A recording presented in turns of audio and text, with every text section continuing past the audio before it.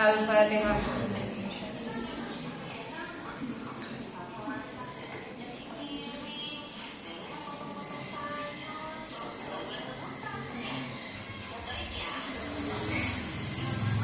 Terakhir kemarin kita dilarang menjadi orang yang tomak atau mengharap pemberian orang lain, dan dilarang menjadi orang yang bakhil atau medit untuk kebutuhan sendiri atau kebutuhan orang lain.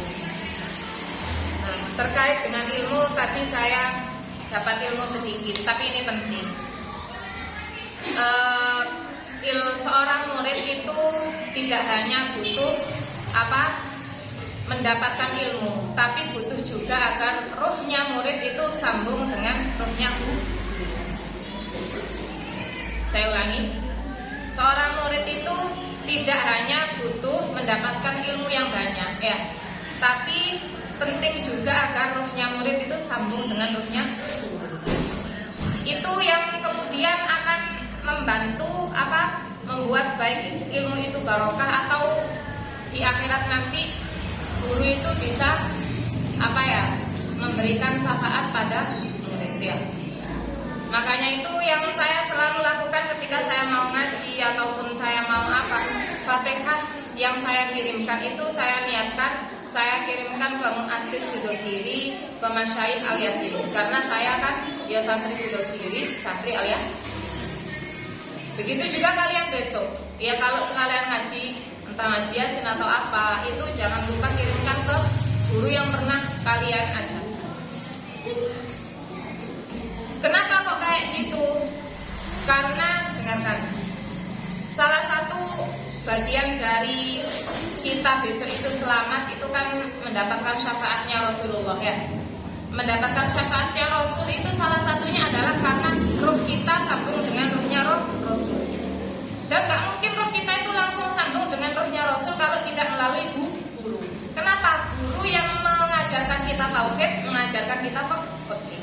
Karena itu kalau kita ya sebagai murid ingin roh kita sambung dengan Rasul, roh kita harus sambung dulu dengan guru. Salah satu caranya adalah ketika membaca Al-Fatihah atau ngaji diniatkan dikirimkan untuk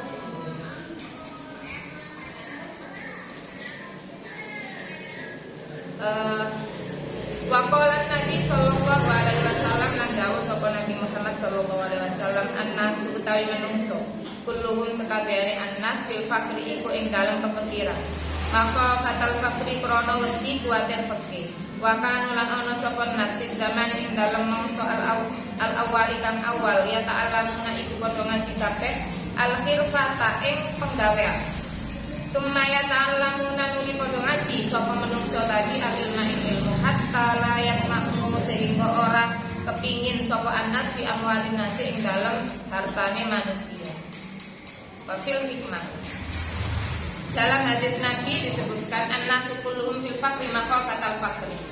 Manusia itu semuanya dalam kefikiran. Kenapa dalam kefikiran? Karena mereka takut fakir. Jadi hakikatnya fakir itu ada dalam hati. Orang yang hatinya takut fakir itu adalah hakikatnya fakir.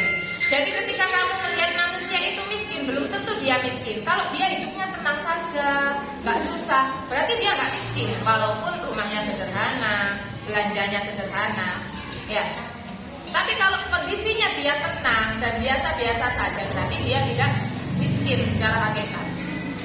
Makanya saya bilang orang alim yang soleh itu nggak masalah, mau jadi dia orang kaya juga nggak masalah, mau jadi orang miskin juga nggak masalah, karena pasti dia akan tenang saja hidupnya, ya, pasti akan tenang saja.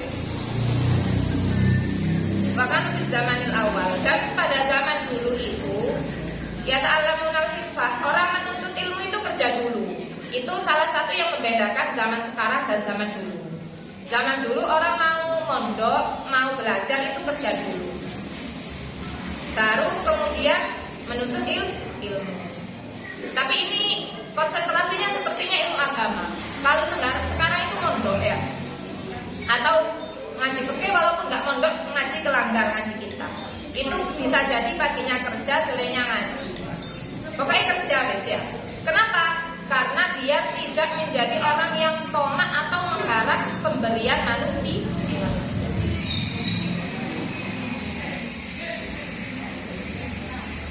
Jangan ada yang di belakang ya. Pokoknya di depan, terakhir di depannya buzum.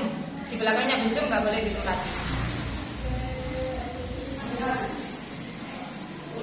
Wafil hikmati lan iku kesebut ing dalam hikmah. Man utawi sapane wong istauna amrih cukup sapa man bimalin nasi kelawan bondone menungso.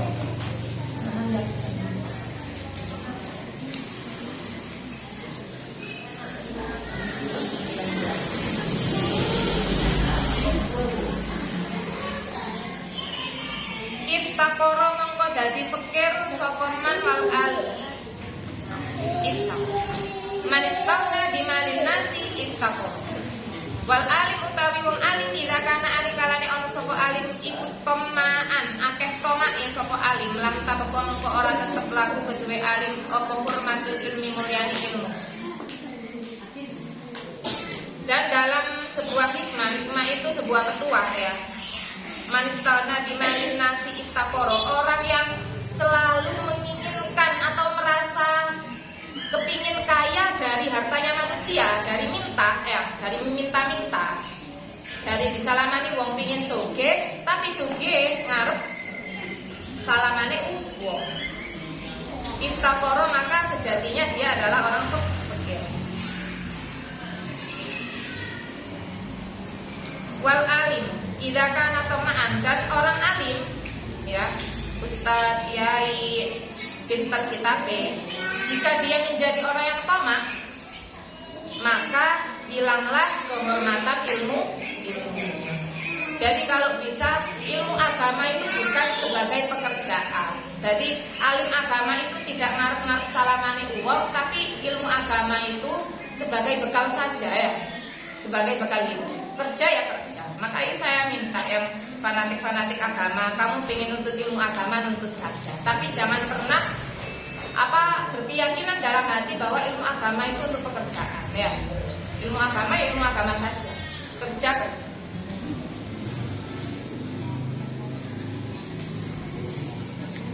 Wala yaqululan ora wani guneman sapa alim bil haqi kelawan hak. Oh, ya. Jadi gini, orang alim yang selalu mengharapkan pemberian manusia itu kehormatan ilmunya hilang, dan dia tidak berani mengucapkan kebenaran. Ini umum terjadi biasanya di orang yang dekat politik ya, orang yang dekat dengan pejabat. Kalau dia tipe ulama yang mengharapkan kekayaan dari pejabat, maka apa yang dia katakan sekiranya menguntungkan pejabat, walaupun itu tidak benar. Maksudnya ya, biasanya. Walihada lan krana iki mazkur. Kana ono apa kelakuan ya ta'awwadu iku nyuwun reksa sapa sahibus syar'i wong kang kagungan syariat alaihi salam. Walihada kana ya ta'awwadu sahibus syar'i alaihi salam. Karena inilah maka orang yang memiliki syariat atau hatinya selalu menegakkan kebenaran itu selalu memohon pada Allah agar diberi keselamatan. Kenapa? Karena orang yang alim itu rawan untuk didekati banyak orang. Ya, biasanya orang kalau pinter itu rawan banyak yang mendekat. Itu ujiannya. Kamu akan jadi orang yang tetap menegakkan kebenaran atau kebenarannya hilang gara-gara harta dari orang-orang yang dekat. Ya. Kiai itu biasanya sudah kalau alim masyhur didatangi banyak orang, entah pejabat, entah pengusaha, entah apa. Banyak. Ujiannya di situ ya. Wa yaqulu lan ndika sapa sahib, a'udzu jalur reksa ingsun billahi kelawan Allah min tamain saking tamak yudemi. Kang maraaken apa tamak ila tobain maring wadah.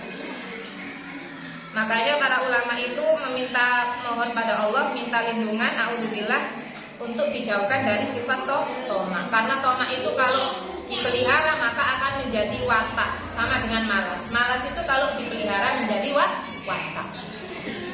Jadi kalau ada orang yang tidak sabar, ini dengarkan. Sabar itu pun perlu latihan. Jadi kalau kamu lihat orang sabar itu kok sabar, oh wataknya sabar, itu kok pemarah, wataknya pemarah. Bukan karena itu saja. Karena apa? Karena orang sabar itu biasa belajar sabar. Dan orang yang selalu kalau pemarah itu tidak mau belajar sabar. Orang rajin pun kayak gini, ini kok rajin kok pemalas. Ya orang malas itu nggak mau belajar rajin. Kalau kalian pengen rajin, pengen pinter ya belajar rajin ya. Wayang bagi lang saya jo, apa alayar jua. Ingin to ora ngarep-ngarep sapa talib illa minallahi angin saking Allah Ta'ala. Wala yakhafulan ora wedi sapa talib illa minhu angin saking Allah Ta'ala.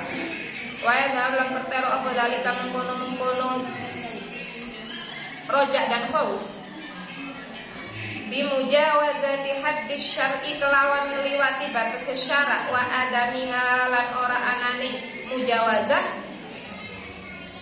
faman aswa mengko sapane wong durhaka sapa man Allah Ta'ala khaufan krana wedi minal makhluk saking makhluk fakot khafa wa Allah maka teman-teman wedi sapa wong tadi liyane Allah Ta'ala fa idza lam yaksillah ta'ala li khaufil makhluk maka ari kalane ora maksiat sapa wong tadi Allah Ta'ala krana wedi makhluk waraqaba hududasy syar'i monggo lan ninjek-ninjek sapa man hududasy syar'i ing pira-pira batas syarak falam yakhaf wairallahi ta'ala monggo ora wedi sapa man wairallahi ta'ala ing liyane Allah Ta'ala bal khafa Allah Ta'ala wa kadza fi jannah. Jadi saya terangkan ini penting ya, ini kalimat ini sangat dalam artinya. Faman asallaha ta'ala khaufan minal makhluk.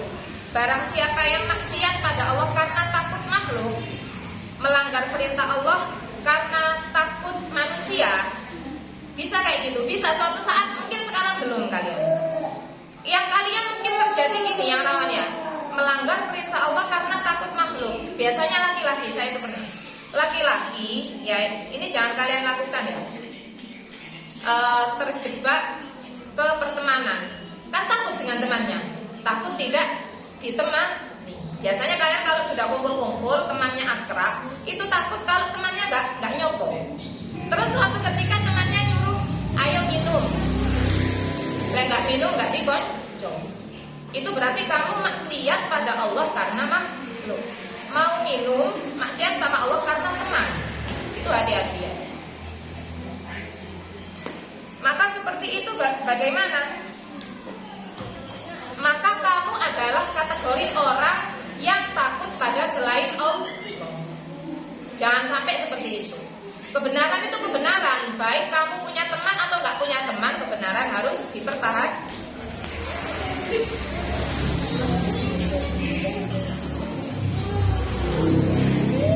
Yang laki-laki hati-hati ya, kalau kamu ikut teman, ketika teman itu mengajak ke hal-hal yang tidak baik, ngajak berantem, ngajak minum, ngajak ngamen, ngajak tindian, ngajak semir, itu kan gak baik. Dan ancamannya kalau kamu tidak melakukan, kamu tidak ditemani. Itu bagaimana? Mending gak ditemani. Ya, mending gak ditemani daripada melanggar. Fa'idza lam yaksillaha ta'ala li khaufil makhluk.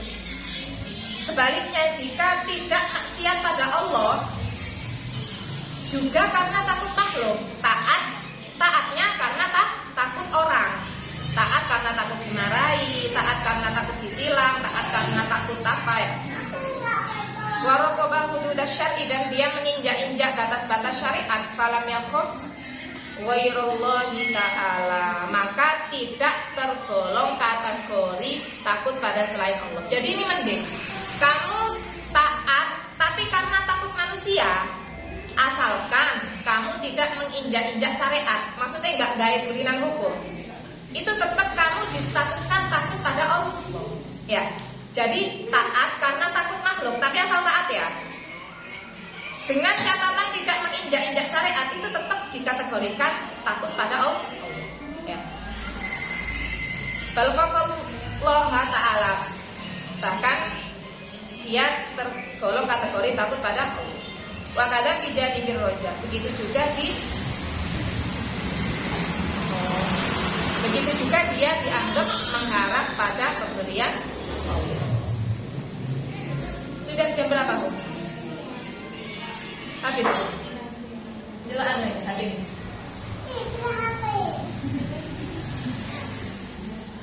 Dua 28 kurang 2 menit. Paham ya? Jadi saya harap karena cobaan kalian itu teman, baik perempuan atau laki-laki cobaannya itu teman.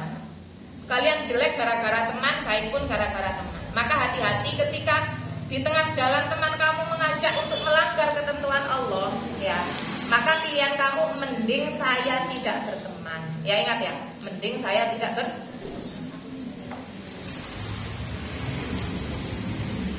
Wayang bagi ditolibil ilmi lan saya usia kedua murid ayat uta ing yentong mayukot tiro lan ngira-ngira no sapa murid dinafsihi marang awake murid takdiron kelawan ngira-ngira no fit takrori ing dalem bolan balik fa innahu la yastaqiru qalbuhu mengkostune kelakuan tadi iku la yastaqiru ora tetep apa qalbuhu atine tolib hatta yang melu dalika sehingga tumeka sapa tolib dalika ing mengkono-mengkono al mablowi panggonan tumeka. Maksudnya wayang bagi ditolibil ilmi ayya udda wa yuqaddiru li nafsi. Waktunya ya. Wallahu a'lam.